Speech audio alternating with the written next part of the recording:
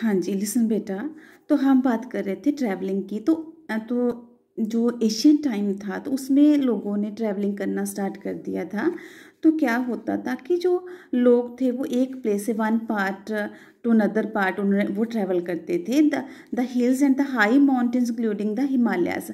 अब क्या था, ट्रैवलिंग करते करते रास्ते में हिल्स, हाई माउंटेन्स सब शामिल होते थे, जैसे हिमालयाज थे, डेजर्ट, रिवर, सीज सब। तो उस वक्त जो जर्नी थी वो डेंजरस थी, तो लेकिन इम्पॉसिबल नहीं थी। So man and women moved in search of. तो मैंने बताया था कि वो कई कारण हो सकते हैं कि क्यों ट्रैवल करते थे लोग एक प्लेस से दूसरी प्लेस तक। तो क्या कई कारण थे। तो सबसे फर्स्ट हम देखते हैं कि जो लाइवलीहुड होता है, to earning money to gather food इकट्ठा करने के लिए, पैसा कमाने के लिए लोग क्या करते थे, एक प्लेस से दूसरी प्लेस पे जाते थे। अब कई बार क्या होता था, नेचुरल डिजास्टर आ जाते थे, जैसे फ्लड्स हैं, ड्रॉट्स हैं, वो आ जाते थे, जिसकी वजह से लोगों को एक प्लेस छोड़कर दूसरी प्लेस पे मूव करना पड़ता था।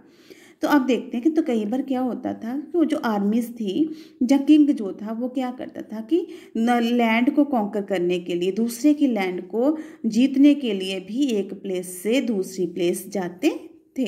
तो अब क्या है, जो मर्चेंट्स होते हैं, व्यापारी लोग, जो मर्चेंट जो थे वो भी ट्रेवल्ड विद कारवांस और शिप्स। वो कारवां या शिप के साथ एक जगह से दूसरी जगह जाते थे वैल्यूएबल गुड्स को सेल करने के लिए। तो आगे क्या है कि रिलीजियस टीचर्स, एक ये भी कारण था कि जो रिलीजियस टीचर जो थे वो भी विलेज टू विलेज जाते थे, टाउन टू टाउन जाते थे। तो इस तरह से वो क्या करते थे, अपनी एडवाइस भी रास्ते में लोगों के साथ शेयर करते रहते थे। तो कई बार सम पीपल परहैप्स ट्रेवल्ड। तो कई बार कुछ लोग इसलिए भी ट्रैवल करते थे कि उनको अच्छा लगता था, तो वांटिंग टू डिस्कवर न्यू। तो वो क्या चाहते थे कि नए नए प्लेसेस को डिस्कवर करने के लिए भी they want to went to one place to another. So all this led to the sharing of ideas between people. तो अब इस सब से क्या हुआ, लोगों के बीच में जो डिफरेंट आइडियाज़ थे वो लोग एक दूसरे के साथ शेयर करने लगे। तो इस तरह से उनका जो कल्चर था वो मिक्स होने लगा। So why do people travel nowadays. तो लोग कैसे ट्रैवल करते थे, hills and mountains and seas form the natural frontiers. उस समय क्या था, जो हिल्स थी, माउंटेन्स थी, वो नेचुरल फ्रंटियर्स थी, उनको क्रॉस करना बड़ा डिफ़िकल्ट था, लेकिन कुछ भी पॉसिबल नहीं था, difficult to cross these frontiers. लेकिन those who wanted could and did scale the mountains. लेकिन जो चाहते थे कि उनको क्रॉस करे वो कर लेते थे। तो people from cross the frontiers also came into the sub continent. अब जो लोग इन फ्रंटियर्स को, जो हिल्स, माउंटेन, सीज को क्या कर लेते, क्रॉस कर लेते थे, वो दूसरे सब कॉन्टिनेंट में जाके सेटल्ड हो जाते थे। तो these movements of peoples enriched our cultural traditions. अब क्या जो मूवमेंट्स थी, जब लोग एक जगह से दूसरी जगह जाते हैं तो उस प्लेस का जो कल्चर होता है उसको इनरिच करना शुरू कर देते हैं, उसमें मिक्स होना शुरू हो जाता है। तो बहुत सी अच्छी वैल्यूज़ जो है दूसरे कल्चर में शामिल होने शुरू हो जाती हैं। तो people have shared new ways of carving stone, composing, music. अब नए नए तरीके लोग एक दूसरे से शेयर करते हैं, स्टोन से कैसे चीज़ें बनानी है, म्यूज़िक, कोई नई कंपोजिशन का पता चलता है। इवन देन के जो फूड की कुकिंग मेथड है वो भी लोगों को नए नए कुकिंग मेथड पता चलने शुरू हो जाते हैं। Now the names of the land. अब देखो लैंड के नेम कैसे पढ़ते हैं वो बता देते हैं। हम एग्जाम्पल अपनी भारत की, इंडिया की ही लेते हैं। तो two of the words we often use for our country. हमारे कंट्री के लिए दो वर्ड यूज़ किए जाते हैं, India and Bharat. The word India comes from the Indus. अब जो इंडिया कहाँ से निकला, इंडस से, ठीक है। तो कॉल्ड सिंधु इन संस्कृत में इंडस को क्या कहते हैं, सिंधु। संस्कृत में इंडस को क्या कहते हैं, Sindhu. The Aryans and the Greeks who came through the north west. वो आर्यंस, वो ग्रीक्स जो नॉर्थ वेस्ट से आए से अबाउट 2500 ईयर्स अगो, ठीक है। 2500 ईयर पहले जो नॉर्थ वेस्ट आए थे and were familiar with the Indus, वो इंडस को अच्छी तरह से जानते थे। कॉल्ड इट द हिंदूज, और वो उसको क्या कहते थे, हिंदूस कहते थे, और द इंडोस, और जहाँ उसको इंडोस कहते थे। And the land to the east of the river, जो लैंड रिवर के ईस्ट में थी उसको इंडिया कहते थे। जो लैंड रिवर के इंडस रिवर के ईस्ट में थी उसको इंडिया कहते थे।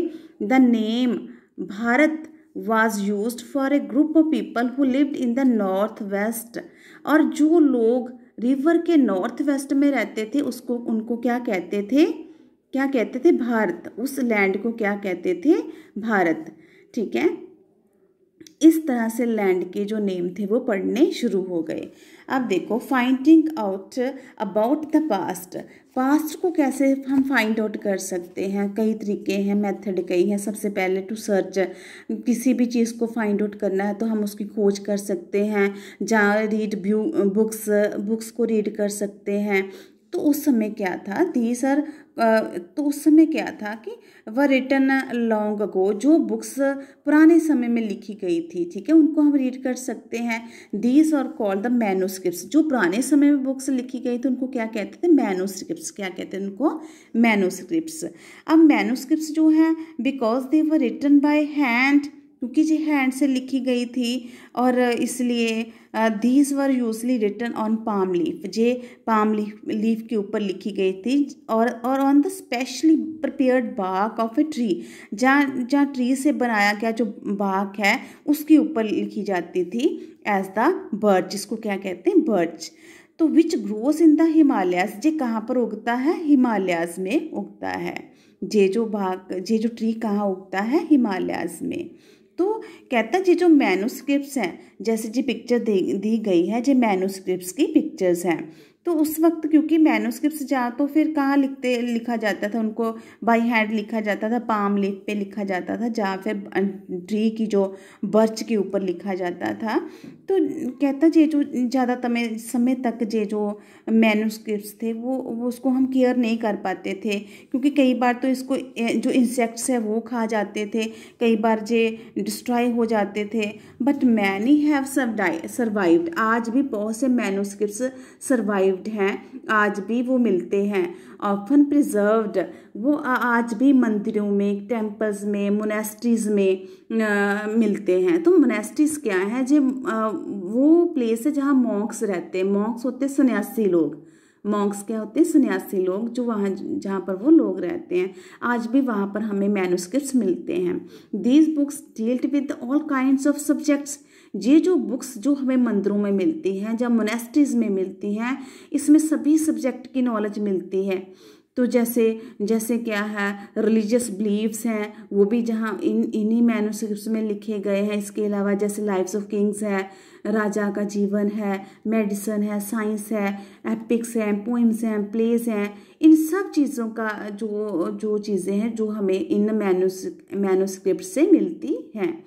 तो क्या है कि ये जो मैन्युस्क्रिप्ट्स हैं मोस्टली किस में लिखे होते हैं, संस्कृत में। किस में लिखे होते हैं, संस्कृत में।